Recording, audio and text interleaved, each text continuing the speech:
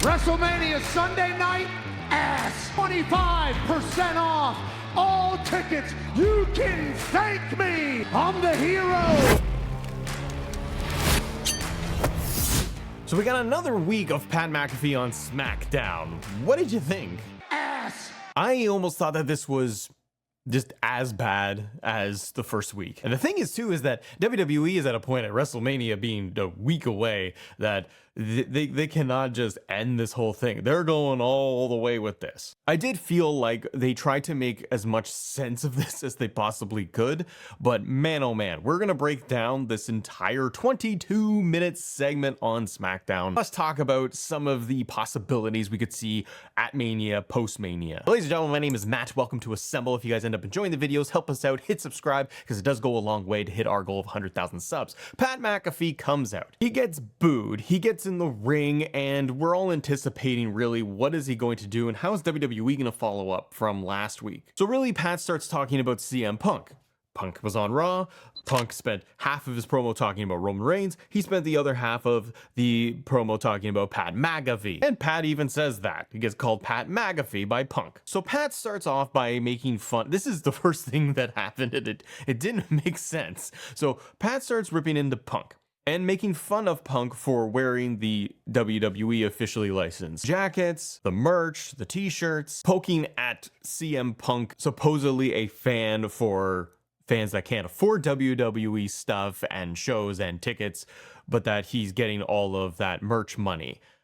As Pat is starting to lay into Punk about, I guess, being a sellout, a corporate sellout, that he wears the WWE officially licensed merchandise, Pat McAfee is wearing a WWE officially licensed merchandise piece that is brand new. Like, is it supposed to be tone deaf on purpose? Is it all just a big thing of irony? Right away, you lost me, because I'm just standing there watching Pat. I'm like, that doesn't make sense. You're wearing merch and you're calling out Punk for wearing the merch. Pat says that when that TKO merch check comes through, does it go to the needy wrestling families that can't afford Mania tickets, or the I'm sorry Saudi Arabia? This is a long promo by Pat and then Cody, and with Jelly Roll involved and Randy. I understand at the beginning they want to have Pat address Punk, like they should. But going through this, okay, you're shooting whatever on CM Punk for his comments, so you're trying to get back at him. Pat's, I guess, character and whole thing that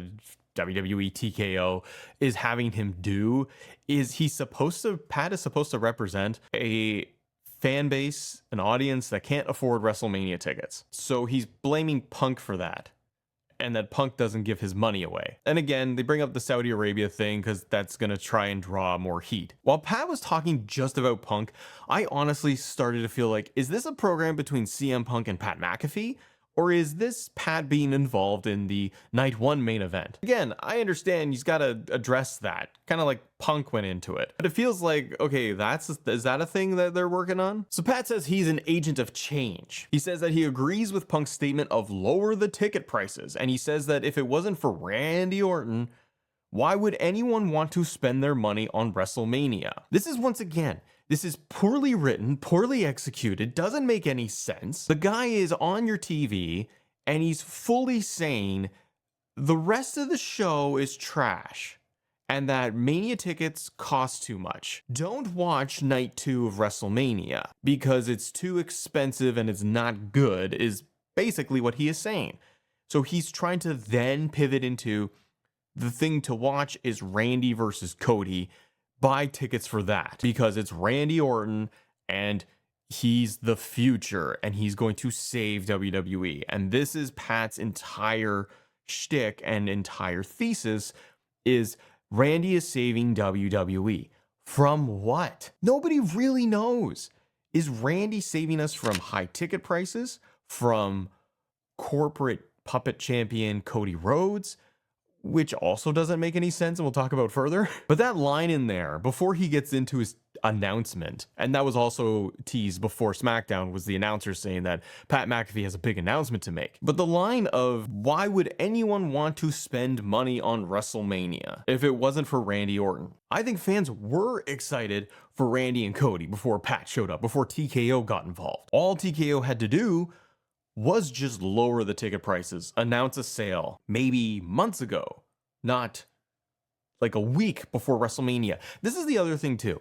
You have tickets that are going on sale, 25% off, and that's the next piece of Pat's whole promo here. They're dropping ticket prices a week before WrestleMania, so it's like a fire sale. Can the average person or reasonable person just in a week decide, oh, we're going to WrestleMania, we're gonna fly to Las Vegas, and we're gonna get hotel and accommodations and everything to go watch one of the nights of Mania, and we can't get night 2 tickets on sale, we have to go to night 1. Like, unless you're just on your own and you got the money and the means to travel within 7 days, and you can somehow get a hotel in Las Vegas, how is anybody doing this? Like, it just doesn't make sense. So Pat says that he's our hero. He decided to help out, and he called Ram trucks. So at the beginning of the show, and this was also from last week, when Pat shows up at the arena like he did on Smackdown, he shows up in the Dodge Ram truck. Dodge Ram being the official sponsor of WWE's WrestleMania. And this is the moment where if you lost me last week and you lost me this week at the beginning, you lost me again. Pat says that he called Ram Trucks the sponsor for WrestleMania and then announced a 25% ticket price discount. So he's got the shoot part of the promo against Punk. He starts talking a little bit of Randy, and then he transitions into his sponsorship advertisement sales pitch for WrestleMania, the piece that TKO wants Pat to get across. That's the whole point to all of this. In the most convoluted, nonsensical way of trying to get people to buy tickets for Mania. From last week to this week, it's constantly just tickets are too expensive. Punk saying it. To lower the ticket prices. Pat is saying it supposedly from the perspective of the fan, and that because he is an agent of change and a hero, Pat is trying to speak on behalf of fans that can't afford tickets. Cody Rhodes is a puppet champion, corporate champion, so Pat is the savior, and also Randy is there too, to save us from corporate bad WWE product. So he called the sponsorship company, the corporation, and said, give us a deal on tickets. And then he did it. But it's all corporate and it's all surface level, and it's just terrible. The crowd, by the way, is an interesting piece as we go through this because they have very little reaction. From Pat coming out, he's getting booed. But when he's in the ring, nobody is over the top aggressively booing. They're like indifferent, which is not good. You get smattering of boos. You get later with Cody coming in and they're booing Pat more. But the crowd isn't into it. They know it. They don't care. And the crowd sitting there is probably not going to WrestleMania. So Cody comes out. He says that he can go back to whoever sent him and say, thank you, Daddy. Because Pat is cosplaying right now. Which also, Pat tells Cody he's cosplaying as a wrestler, but Pat is living out his fantasy, and Cody's like, yeah, we can get you the Titantron and the entrance and a replica belt and all that stuff. Who's Pat's daddy? Is it TKO? Is it Ari Emanuel? Is it The Rock? Cody goes on to say that they want to see Randy Orton. They want to see Cody Rhodes. They don't want to see Pat McAfee. And then Cody makes the line of go home Pat, which is getting the cheers from the crowd, and they get the chants going. Pat then calls him the Gorilla Golden Boy and the fakest dude on earth. The thing also with Pat McAfee as a character, as an on-screen character, when he's on commentary as a good guy, he's over the top, right?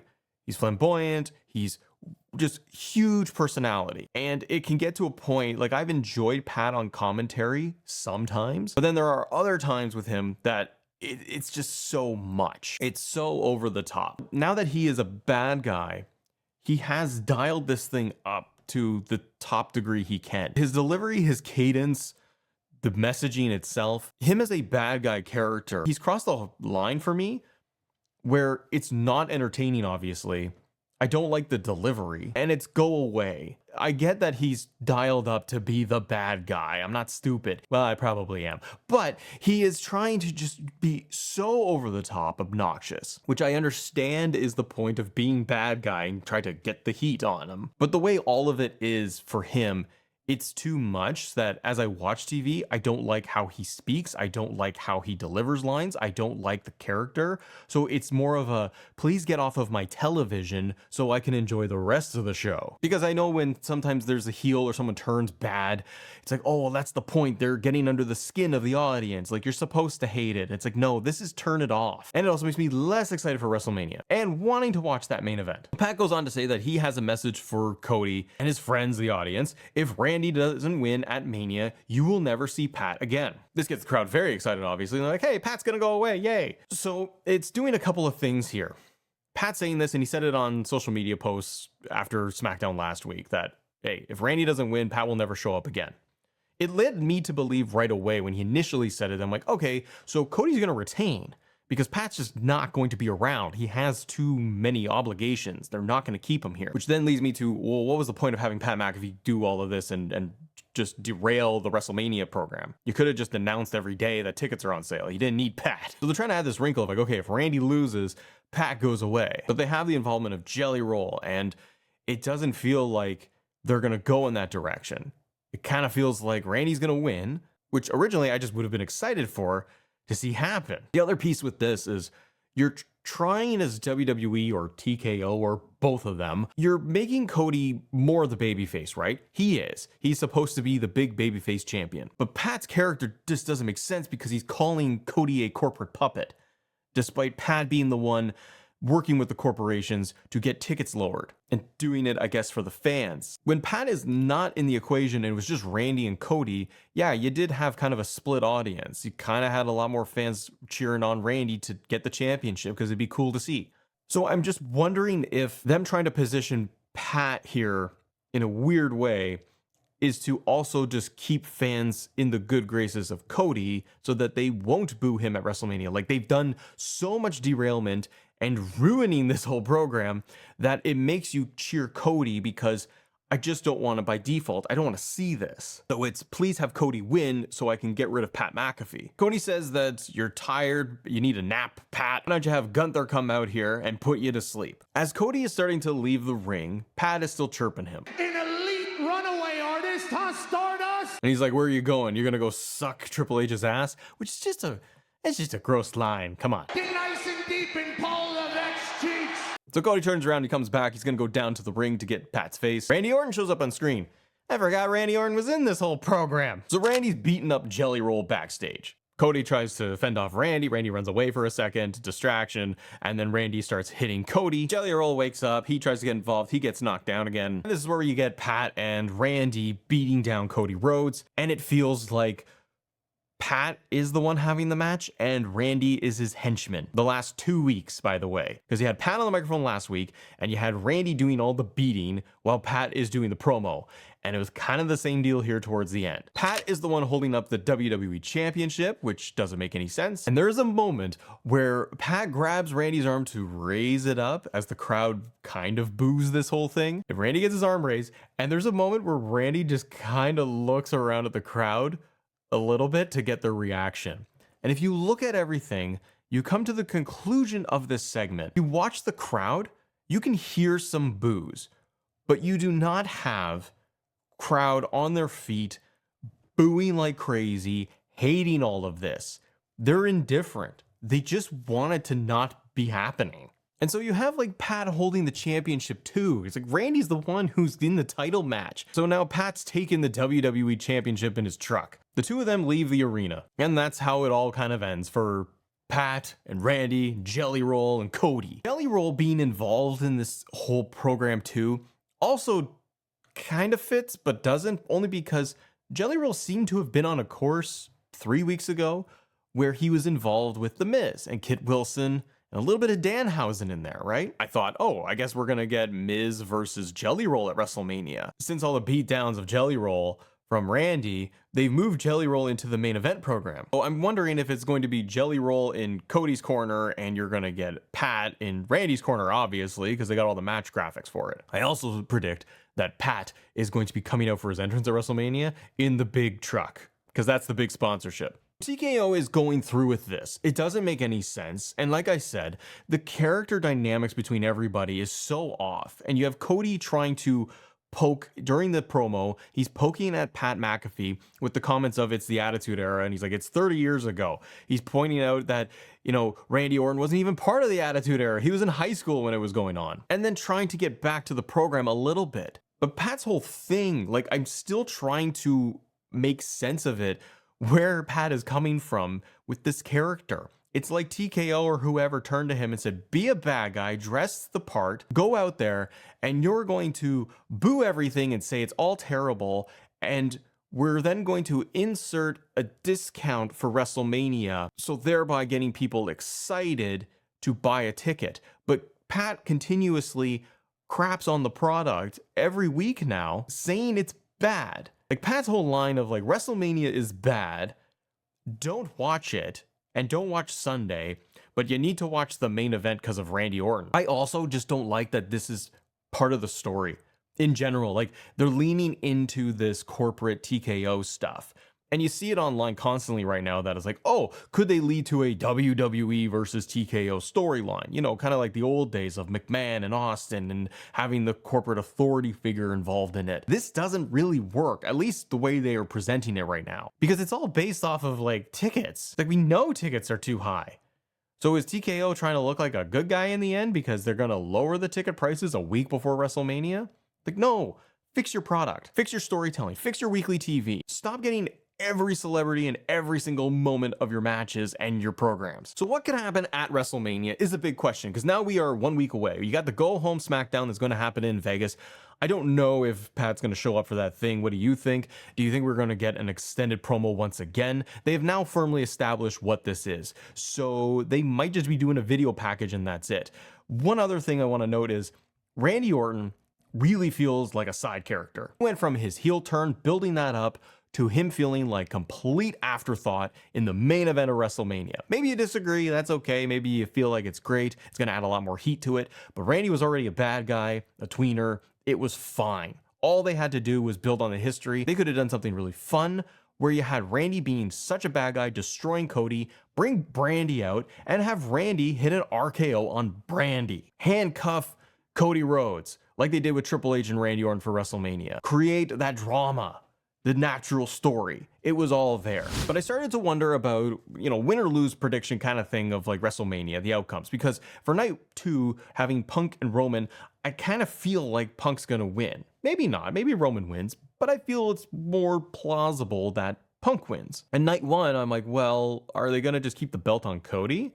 And then you'd have 2 babyface champions win and retain at WrestleMania, no title changes. I don't think they want to do that. I think they need to have those surprises and shocking moments. I think it's going to be like an overbooked mess and not in a fun way. I think they will have Jelly Roll either just be at Cody's entrance and showing up ringside for the whole match, or Jelly Roll will show up in the late stages of the match to even the odds, because Pat McAfee is getting in the ring. Jelly Roll gets his revenge, and the crowd is supposed to get excited for that. So I feel like it's like, well, those two guys will cancel each other out, and it'll result in Randy getting the victory, and Randy gets his championship, which will be, I think, tarnished and diminished because it wasn't done in a fun, cool way with an interesting story. It'll be with Pat McAfee raising his hand and raising the championship. And then it feels like WrestleMania last year with Travis Scott raising the arm of John Cena. Or heck, even Jelly Roll turns bad and he sides with Pat McAfee and Randy, and that's their new corporate group of TKO. But it makes me look at also post-Mania, because you have Backlash, and a lot of the rumblings right now is there's going to be a celebrity type of match. I can totally see it just being a tag team match at Backlash. Randy wins the belt, and then you're going to have Randy and Pat teaming together to go up against Jelly Roll and Cody. That's your Backlash match. And then after that, Pat basically disappears if he gets just dummied in the ring. So as we have a go home for Raw and a go home for SmackDown, are they going to keep addressing this? Are they going to keep having guys like Punk making jabs at it, because that seems like an interesting program right now between Pat and Punk? And why should Punk let up about it? And for WrestleMania, they've been dropping on that SmackDown promo little tidbits of go talk to your daddy from Cody to Pat, whoever you answer to. Pat McAfee has a no-touch policy as well that he threw out there. There is a little bit of the question mark of who's pulling the strings. Are they going to have this where Pat is being sent clearly by TKO and they just go in that direction, which again still does not make sense for what they're doing, because Pat is trying to deliver this character that he has been showing up to help Randy Orton, who is going to save the business from the corporate champion of Cody, like we said. So they're trying to tee up Cody as the corporate TKO champion, which he's not, because Pat's the one doing all the corporate things. So the long shot here for me is some involvement of The Rock. If, only if, and I really just feel like that's too much and it doesn't make sense and it's not even needed. It just should have been Cody and Randy. That's my perspective on it. If you were going to have something like The Rock show up at 42, he can be the one in charge of all of this. He is TKO. And the final boss can play that role, and him in that role does make sense because that's who he legitimately is. He's on the board of directors, friends with Pat. There is all of that connective tissue there. He could show up rock bottom to Cody, helps Randy win the title, and disappears. 5 minutes of The Rock being involved. You can still continue this Pat Randy thing that they go and tag at Backlash. You have the corporate entity looming over top of everything where The Rock is really trying to muscle his influence on the show. But again, the way they've gone about everything, it don't make a lick of sense. I'll close by saying that I think this is very disappointing. The whole thing. You had a really good program going and you really ruined it in my eyes. I have a pure curiosity now of just what that main event is going to look like. How do they fumble it? What do they do next week?